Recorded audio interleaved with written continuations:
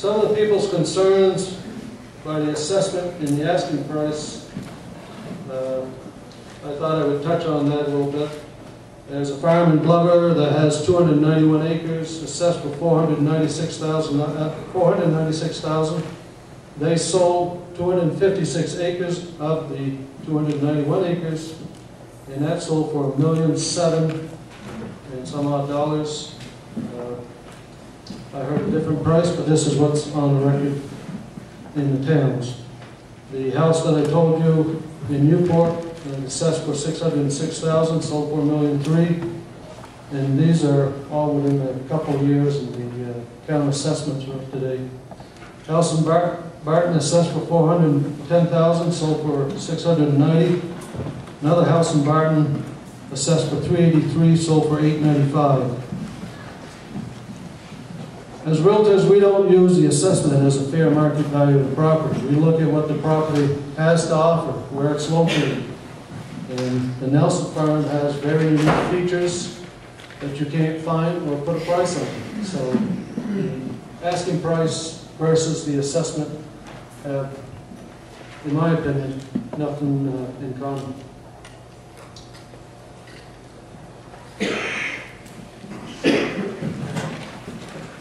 A few people have come to me and compared the commercial wind farm to Casella landfill in Coventry.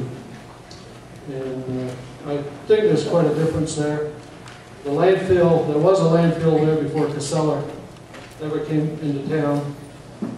And Casella, when they did come to town, I think at the time it was Waste USA, they did buy most of the properties that surround this landfill, and they did pay a premium for the property and made arrangements for folks to stay there for a while, so they were well compensated.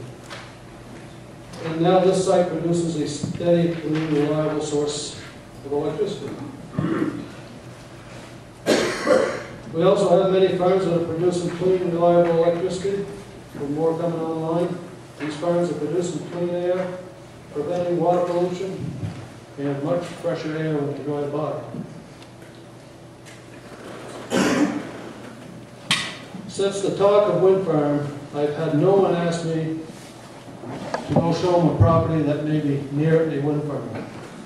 I've had many people ask me, please don't show me anything where these wind farms are proposed. And by law, as realtors, if we know that there are any potential developments that may hamper the quality of life or the lifestyle, we have to let people know. So it's crucial that we know where these developments are, and it's no different than if we know of a landfill going in, or a mine, a quarry, you name it. We're supposed to let potential customers and clients know, and if we don't, we could be held liable. People move to Vermont for the quality of life and not for corporate greed. Don't forget your friends and neighbors that live near or border this proposed commercial wind farm. Don't throw them under the bus. Thank you. Thank you, Dan. Dan, would you like to take, are there any questions? Take three. I got you before. This guy with the white t-shirt.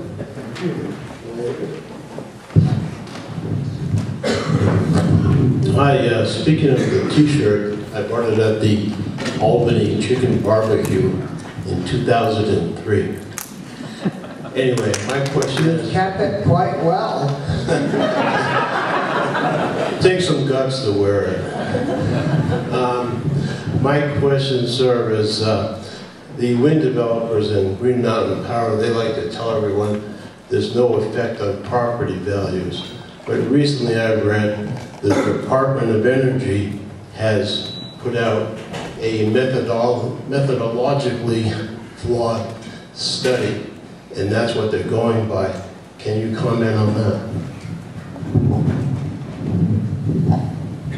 I haven't read the study, so I really can't comment on it. What I'm going by is that my experience in trying to market a farm that is proposed by, that has a wind farm proposal to it. Somebody in the back, the guy with the hat.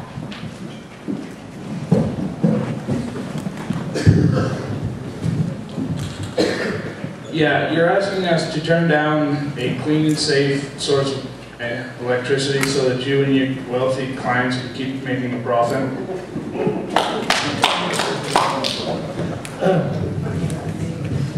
My client is Donnie Nelson, and I'm working for him. And I'm doing what he is asking me to do, and that's to market his farm. If somebody comes along and can pay the price, tell them whatever you want, but I'm doing my job.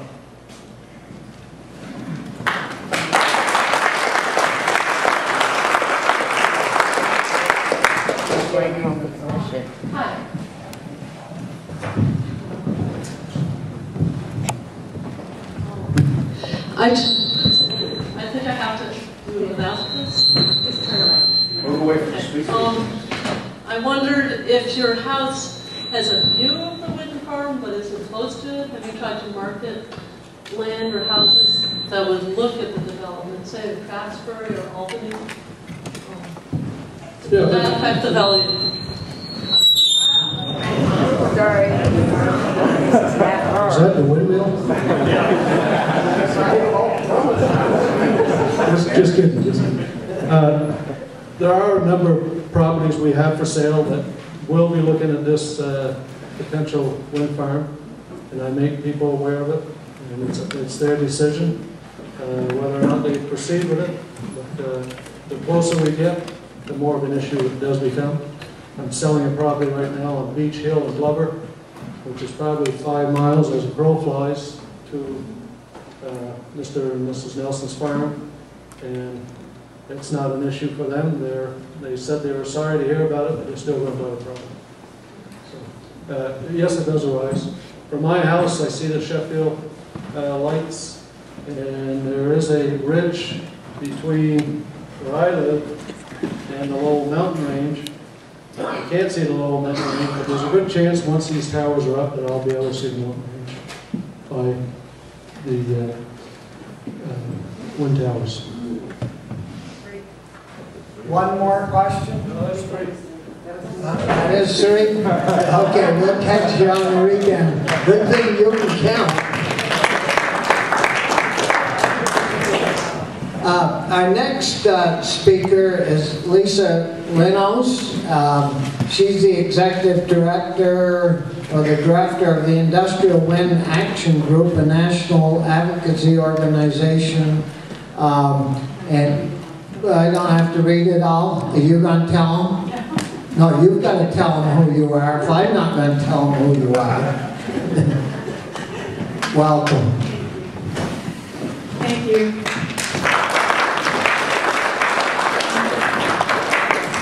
I appreciate you all being here. I'm going to go through some details about wind energy that I'm going to give you numbers.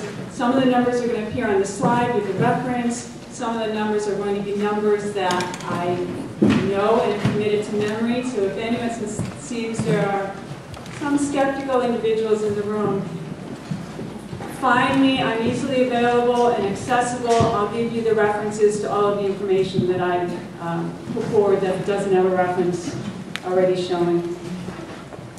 So I come from the town of Lyman, New Hampshire. My town back in 2004 was approached by First Wind, at that time known as UPC Wind, the company that is trying to put a project built in the town of Sheffield, Vermont. They did not move forward with the project, but what became very apparent when we went through the process is that there was a lot of information that was not known about wind. You can go on whatever was very fun, primitive websites at the time and find information that was very positive about wind, but there was next to nothing available that discussed the issues around wind. And so my organization and others were formed around that time. The intent was to balance the debate.